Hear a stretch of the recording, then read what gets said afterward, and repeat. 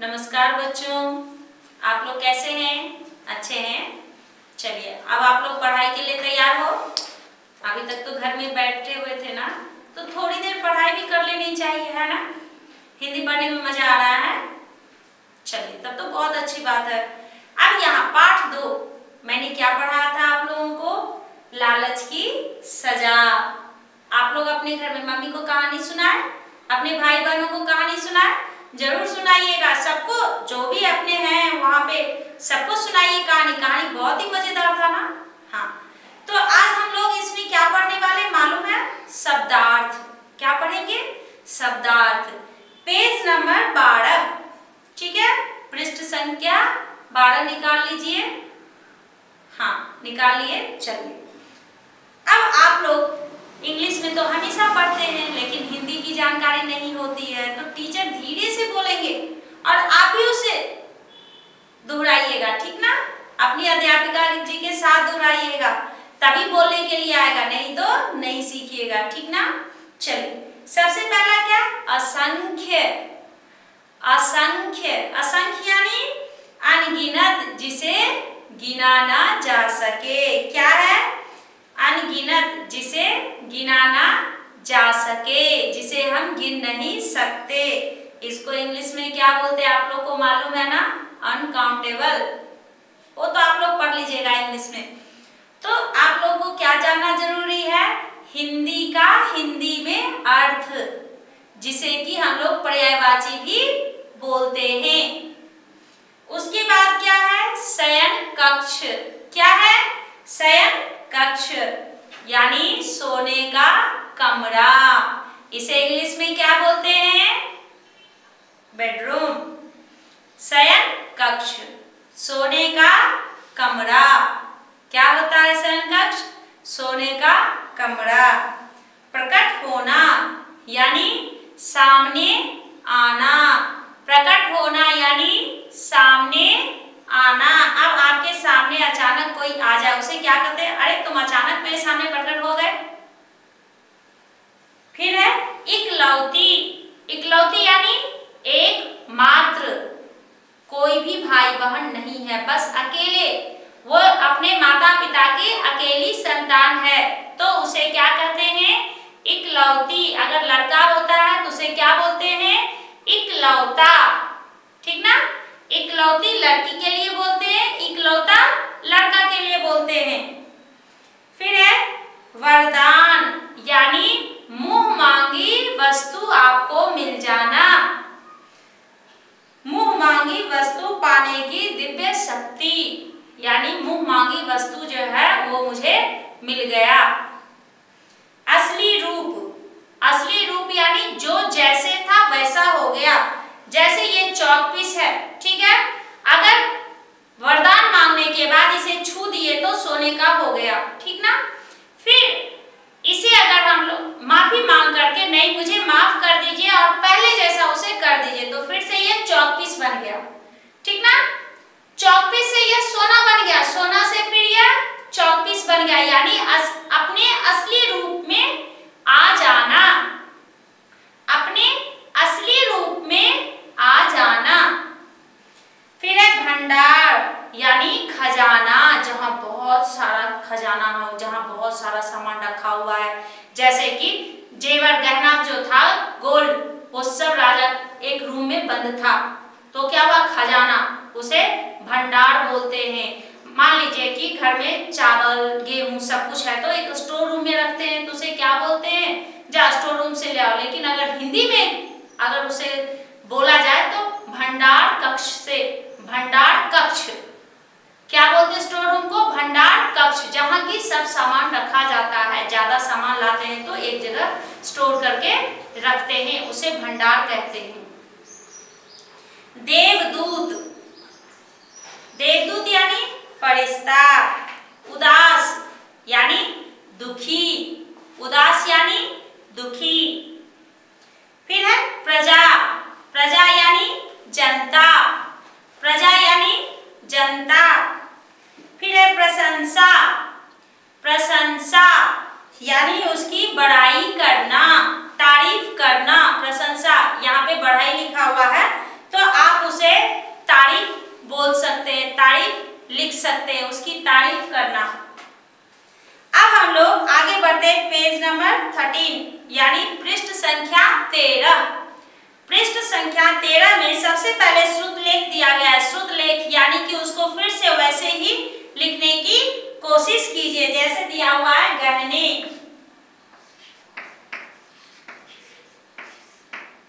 अब इसको ऐसे ही लिखना है, इसे आप लोग रफ बुक में लिखने की कोशिश कीजिएगा। फिर है शयन कक्ष यानी सोने का कमरा।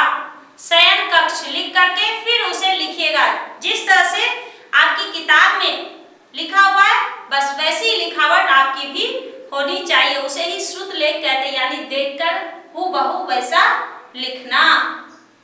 फिर है देवदूत, आगे क्या दिया गया, सिक्के। फिर है वरदान, फिर क्या है, नाश्ता। अब हम लोग आते हैं प्रश्नोत्तर पर। यहाँ अध्यापिका जी ने क्या लिखा, प्रश्नोत्तर। सबसे पहला प्रश्न क्या है, राजा मिदास क्यों दुखी था। राजा मिदास क्यों दुखी था, क्योंकि उसके पास सोना कम था, वो अपने आप को गरीब बता रहा था। राजा मिदास जो था अपने आप को गरीब बता रहा, कहता है मेरे पास सोने नहीं है, इसलिए मैं दुखी हूं, इसलिए मैं उदास हूं।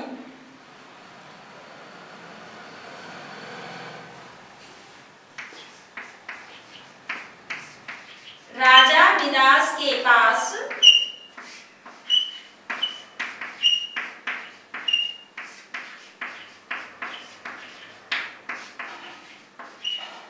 सोना कम था, इसलिए वह दुखी था।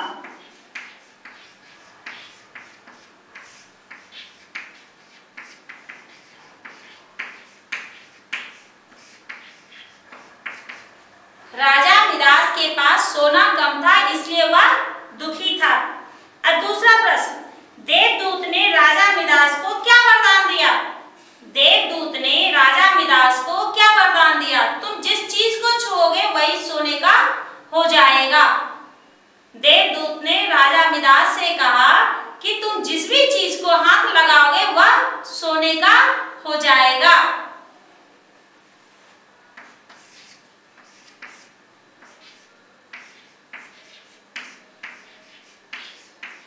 तुम जिस भी चीज को छुओगे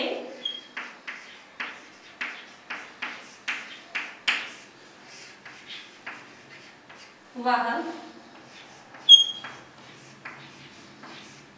सोने का हो जाएगा।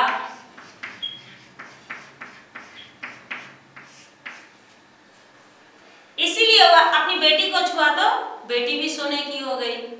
तब उसे अकल आया, तब उसे बुद्धि हुई कि नहीं, मेरा लालच जो है वो गलत है, मेरा लालच अब खत्म अगर नहीं हुआ तो सब कुछ बर्बाद हो जाएगा। जब वह खाने को हाथ लगाया वह सोने का हो गया, उसे उसकी बुद्धि नहीं खुली। जब खुद की बेटी, उसकी इकलौती प्यारी बेटी जब सोने की हो गई, तब उसे समझ में आया कि नहीं, मेरा लालच जो है बहुत ही गलत है, मुझे लालच नहीं करना चाहिए। राजा मिदास को किसने वरदान दिया। राजा मिदास को देवदूत ने वरदान दिया।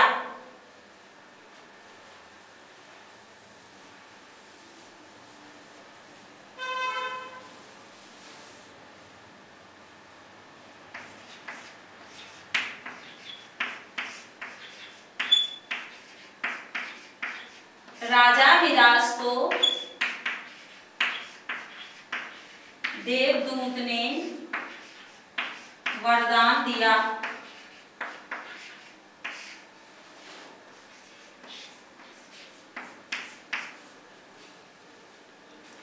राजा मिदास को लालच की सजा किस प्रकार मिली। मिदास को किसने वरदान दिया, तो राजा मिदास को देवदूत ने वरदान दिया। ठीक है बच्चों, हम लोग तीसरा क्वेश्चन बता रहे थे कि राजा मिदास को किसने वरदान दिया, तो राजा मिदास को देवदूत ने वरदान दिया। किसने वरदान दिया, देवदूत ने। अब चौथा सवाल है हम लोग का, राजा मिदास को लालच की सजा किस प्रकार मिली। राजा मिदास को लालच की सजा किस प्रकार मिली, आप लोग को मालूम है ना। हाँ, तो राजा मिदास को जब उन्होंने जिस जिस सामान को हाथ लगाया सब कुछ सोने का होता चला गया। अंत में उनकी इकलौती बेटी जब उनसे मिलने आई तो उसे भी वो छुए तो वह भी सोने की हो गई। इस तरह से राजा को सजा मिली। उन्होंने जिस चीज को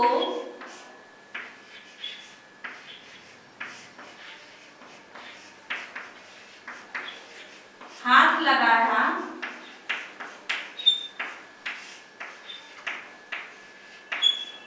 वही सोने का हो जाता था।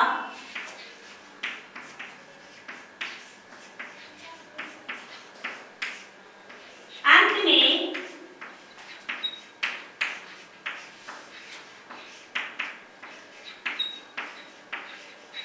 अपनी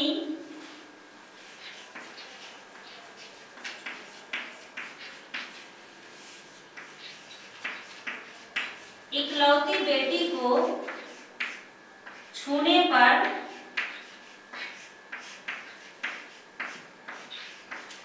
वह भी सोने की हो गई।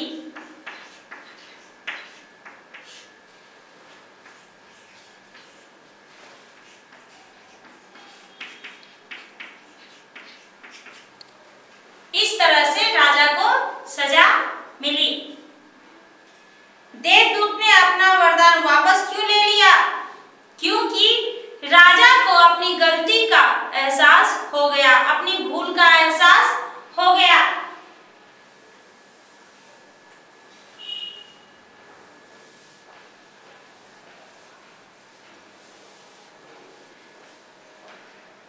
राजा को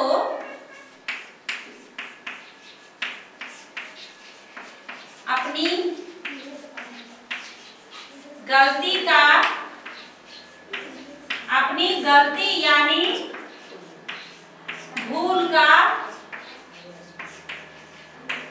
एहसास हो गया, एहसास हो गया। इसलिए देवदूत ने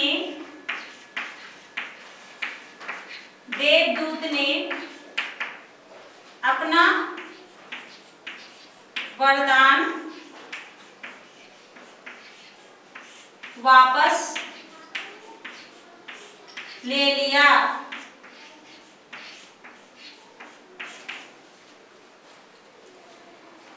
देवदूत ने अपना वरदान वापस क्यों ले लिया? तो राजा को अपनी गलती का, अपनी भूल का एहसास हो गया, इसलिए देवदूत ने अपना वरदान वापस ले लिया। प्रश्नोत्तर हो गया आप लोगों का। अब हम लोग बढ़ते हैं सही विकल्प पर सही निशान लगाइए। इसके लिए अब आप लोग क्या कीजिएगा, अपने अपने हाथ में पेंसिल ले लीजिए। अभी अध्यापिका जी जब बताएंगी फर्स्ट का कौन सा होगा उसमें पेंसिल से आप लोग टिक कीजिएगा, ठीक है। चलिए, सबसे पहला सवाल है, राजा मिदास के पास किसका भंडार था? राजा मिदास के पास किसका भंडार था? सोने के गहनों का, चांदी के बर्तनों का, हीरो का? तो फर्स्ट दिया हुआ है सोने के गहनों का। वहां पर एक बॉक्स बना हुआ है, उसमें आप लोग सही का निशान लगाइएगा। फर्स्ट में सोने के गहनों का।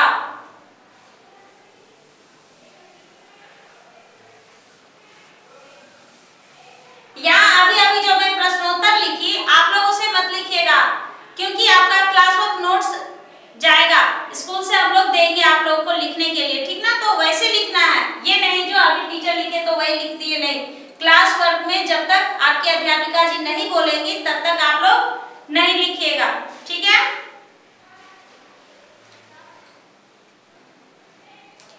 अब दूसरा है, राजा भूखा क्यों रह गया?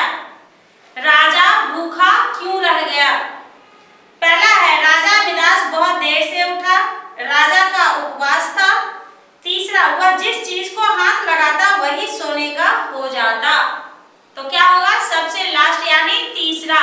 वह जिस भी सामान को हाथ लगाता था वह सोने का हो जाता था। उसको आप लोग टिक कीजिएगा, बस ऐसे ही बॉक्स बना हुआ है, वहां आप लोग पेंसिल से टिक करोगे। आप ही बताइए, क्या राजा देर से उठा था इसलिए उसे खाना नहीं मिला? नहीं ना। वह फास्टिंग में था, उसका उपवास था? नहीं था। तो सबसे लास्ट में जो आंसर दिया हुआ है तीसरा, वह जिस चीज को हाथ लगाता वही सोने का हो जाता। अब अगला सवाल है, राजा कब खुशी से झूम उठा? राजा कब खुशी से झूम उठा? जब उसने अपनी बेटी को देखा, जब उसके छूने पर पलंग, कुर्सियां और बर्तन सोने के हो गए, या फिर जब उसने देवदूत को देखा? वह खुशी से कब झूम उठा? जब उसके छूने पर पलंग, कुर्सियां और बर्तन सोने के हो गए। जब उसके छूने पर पलंग, कुर्सियां और बर्तन सोने के हो गए, तब वह खुशी से झूम उठा। आगे दिया हुआ है, राजा कब रोने लगा? राजा कब रोने लगा?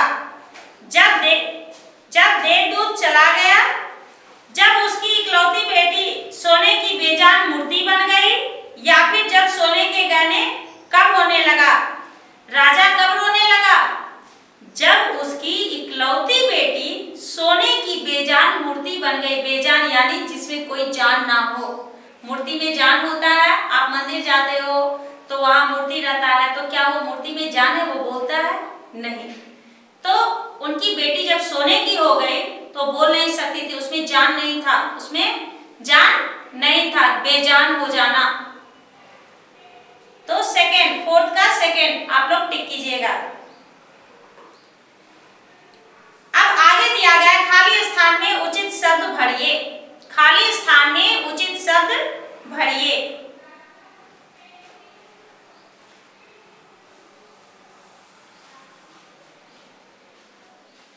सबसे पहले दिया गया, हे राजन, आज से तुम जिस डैश को भी छुओगे वह डैश की हो जाएगी, यानी जिस चीज को भी छुओगे। पहला क्या है? चीज। और दूसरा सोने। पहला क्या है? चीज, और दूसरा क्या है? सोने।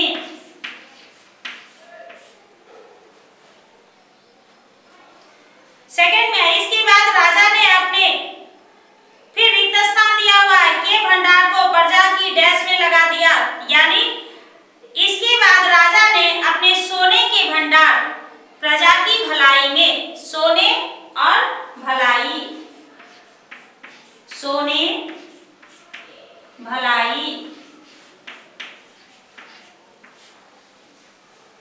तीसरा, एक रात अचानक राजा मिदास के सामने एक देवदूत प्रकट हुआ। तीसरा में क्या है? प्रकट। फिर चौथा क्या? हे देव, आप अपना, फिर रिक्त स्थान है, वापस ले लीजिए, यानी आप अपना वरदान वापस ले लीजिए।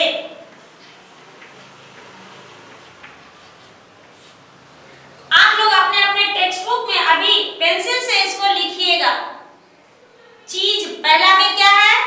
फर्स्ट में चीज और सोने, दो ब्लैंक्स दिया गया है, दो रिक्त स्थान है, तो एक में हो जाएगा, फर्स्ट में हो जाएगा चीज, दूसरे में हो जाएगा सोने।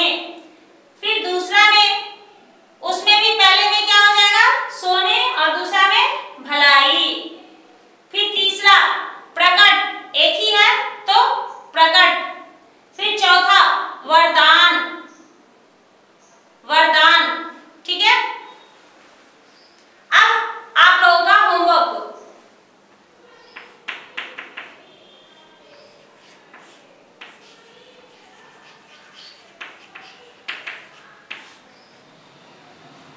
धन्यवाद बच्चों।